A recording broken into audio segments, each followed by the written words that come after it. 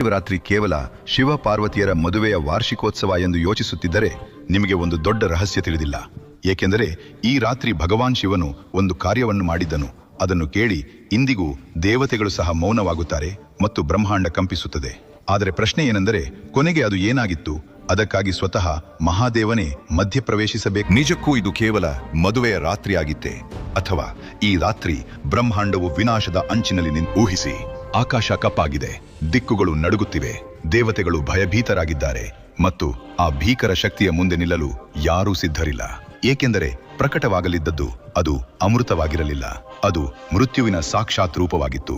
ಮತ್ತು ಆಗ ಎಲ್ಲರ ದೃಷ್ಟಿಯು ಒಂದೇ ದಿಕ್ಕಿನತ್ತ ತಿರುಗಿತು. ಕೈಲಾಸದ ಸೃಷ್ಟಿಯ ರಕ್ಷಕನಾದವನು ಒಬ್ಬನೇ, ಸಂಹಾರ ಮಾಡುವವನು, ವಿಷವನ್ನು ಅಮೃತವನ್ನಾಗಿ ಮಾಡುವವನು, ಪ್ರಳಯವನ್ನು ಮೀರಿದವನು, ಮಹಾನ್ ದೇವ. ಮತ್ತು ಇಲ್ಲಿಂದಲೇ ಮಹಾಶಿವರಾತ್ರಿಯ ಆ ಕಥೆ ಶುರುವಾಗುತ್ತದೆ.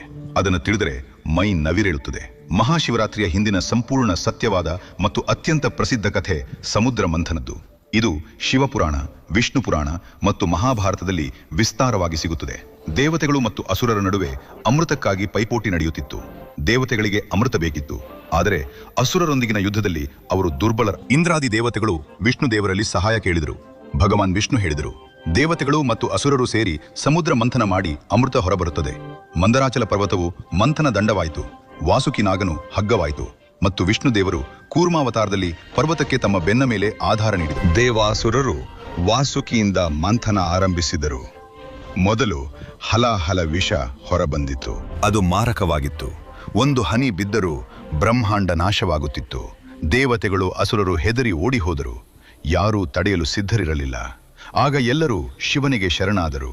ಶಿವನು ಬಂದು ಹಲಾಹಲ ವಿಷವನ್ನು ತಮ್ಮ ಕಂಠದಲ್ಲಿ ತಡೆದ. ವಿಷ ಇಳಿಯುತ್ತಿದ್ದಂತೆ ಪಾರ್ವತಿ ಕುತ್ತಿಗೆ ಒತ್ತಿದ್ದರಿಂದ ವಿಷ ಕಂಠದಲ್ಲಿ ನಿಂತಿತು.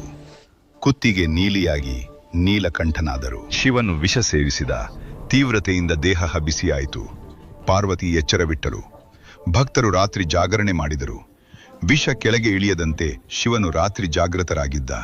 ಆ ರಾತ್ರಿಯೇ ಮಹಾಶಿವರಾತ್ರಿ. ಕೆಲವು ಕಥೆಗಳ ಪ್ರಕಾರ ಇಂದೇ ಭಗವಾನ್ ಶಿವ ಮತ್ತು ಪಾರ್ವತಿಯ ವಿವಾಹವಾಗಿತ್ತು. ಪಾರ್ವತಿ ದೇವಿಯು ಘೋರ ತಪಸ್ಸು ಮಾಡಿ ಶಿವನನ್ನು ಪತಿಯಾಗಿ ಬ್ರಹ್ಮ ವಿಷ್ಣು ವಿವಾದದಲ್ಲಿ ಶಿವನು ಅಗ್ನಿಸ್ತಂಭವನ್ನು ಸೃಷ್ಟಿಸಿದನು. ಇಬ್ಬರೂ ಹುಡುಕಿದರು, ಆದರೆ ಅಂತ್ಯ ಸಿಗಲಿಲ್ಲ. ಶಿವನು ಪ್ರಕಟನಾಗಿ ನಾನು ಅನಾದಿ ಅನಂತನು ಎಂದನು. ಅದೇ ದಿನ ಮಹಾಶಿವರಾತ್ರಿಯನ್ನು ಆಚರಿಸಲಾಗುತ್ತದೆ.